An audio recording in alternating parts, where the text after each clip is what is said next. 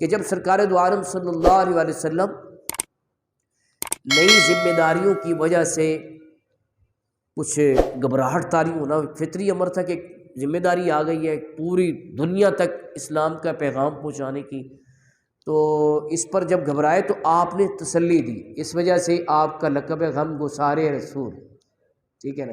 اسی لیے جب اعلیٰ حضرت نے سلام پیش کیا تو کیا کہا؟ کہف امن و امان، کہ حضور ان کے پاس تشریف لاتے تو امن اور امان، یعنی کفار مکہ کتنے طعن و تشنیع کے تیر چلاتے تھے لیکن ان کے قرب میں حضور کو سکون ملتا تھا، یہ آپ کی تسلی اور ڈھارس بناتی تھی۔ تو یہاں پر بھی آپ نے کہا کہ اللہ تعالیٰ آپ کو ضائع نہیں کرے گا، کیوں؟ آپ محتاجوں کا بوجھ اٹھاتے ہیں، غریبوں کی مدد کرتے ہیں، رشتہ داروں سے صلہ رحمی کرتے ہیں، جی خوش اخلاق ہے، مہمانوں کی مہمان نوازی کرتے ہیں، اس وجہ سے آپ کامیابی ہوں گے۔ سیرت نگاروں نے لکھا ہے جس میں یہ خصوصیات ہوں، یعنی محتاجوں کی مدد کرے، رشتہ داروں کی خبرگیری کرے، مہمان کی مہمان نوازی کرے، غریبوں بے کسوں کا بوجھ اٹھائے، جس میں یہ اوصاف ہوں گے وہ انشاءاللہ دنیا اور آخرت میں کامیابی ہوگا۔ حضرت خدیجہ الکبریٰ نے جسے قیاس کیا۔ پھر اللہ نے آپ کو یہ شان دی، بخاری و مسلم دونوں میں حدیث ہے، جو بخاری مسلم دونوں میں حدیث ہو وہ اتھینٹسٹی کے اعتبار سے بڑھ جاتی ہے، اسے متفق علیہ کہتے ہیں۔ تو دونوں میں حدیث ہے کہ حضرت جبریل امین علیہ السلام بارگاہ رسالت میں حاضر ہوئے اور عرض کی یا رسول اللہ، یہ خدیجۃ الکبریٰ آپ کی خدمت میں کچھ کھانا لے کر حاضر ہو رہی ہے، ان کو آپ اللہ پاک کا سلام پہنچائیں، کہ اللہ نے ان کو سلام بھیجا ہے۔ کس نے سلام بھیجا ہے؟ اللہ نے۔ یہ چھوٹی سی بات ہے کوئی؟ اللہ نے سلام بھیجا ہے، اور یا رسول اللہ میرا سلام بھی ان کو عرض کر دیں۔ جبریل امین علیہ السلام کہتے ہیں میرا سلام بھی ان کو پہنچا دیں اور ان کو خوشخبری سنا دیں۔ اچھا وہ خوشخبری میں بعد میں سناتا ہوں، اس پر بھی اعلیٰ حضرت نے ایک شعر لکھا، دیکھو امام احمد رضا نے سلام میں دیکھو سیرت کے کتنے موضوعات کو سمو دیا ہے۔ اب یہ حدیث جو بخاری و مسلم دونوں میں ہے، اور اس کا خلاصہ انہوں نے ایک شعر میں یوں بیان کیا، کہتے عرش سے جس پہ تسلیم نازل ہوئے، کیا مطلب؟ عرش سے جس پہ سلام آیا، عرش سے جس پہ تسلیم نازل ہوئے، اس سرائے سلامت پہ لاکھوں سلام۔ یہ ذکر ہو گیا یہاں تک حدیث پاک کا۔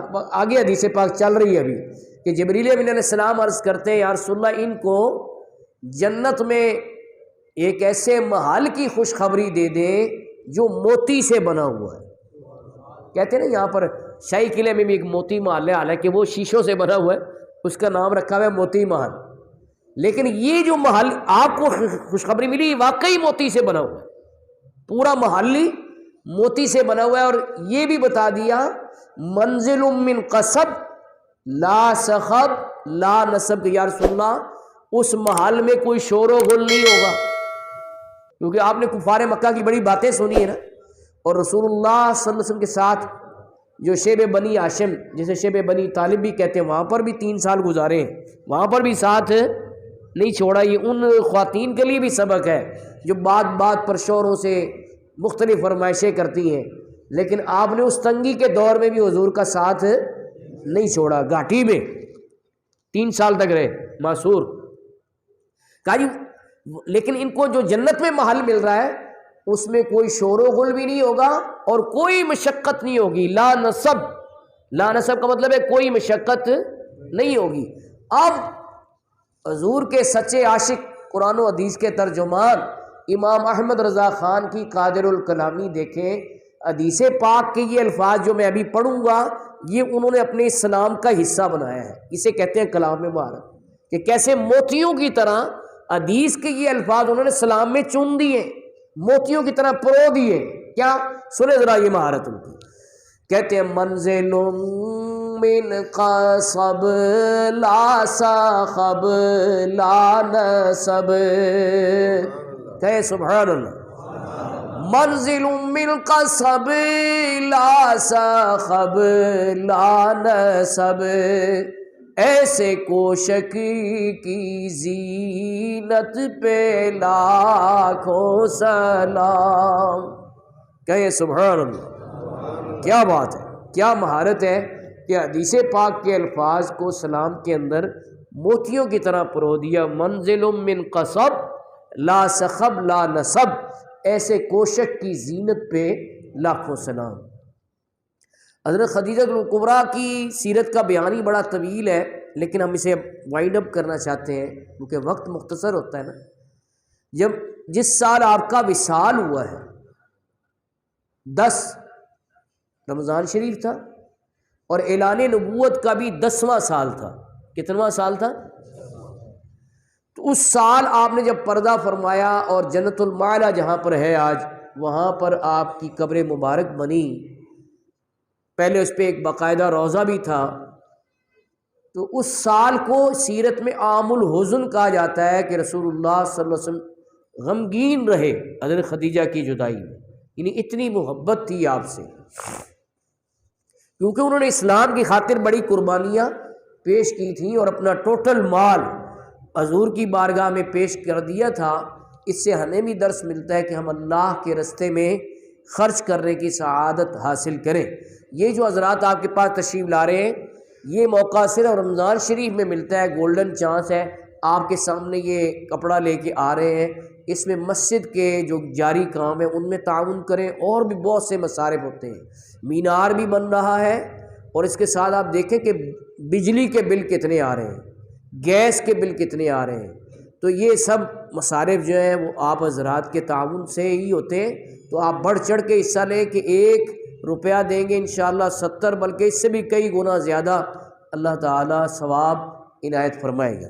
اب پھر میں اپنے موضوع کی طرف پلٹتا ہوں، لیکن آپ جن کے سامنے سے گزرے آپ نے یاد رکھنا ہے اس بات کو۔ میں کیا عرض کر رہا تھا؟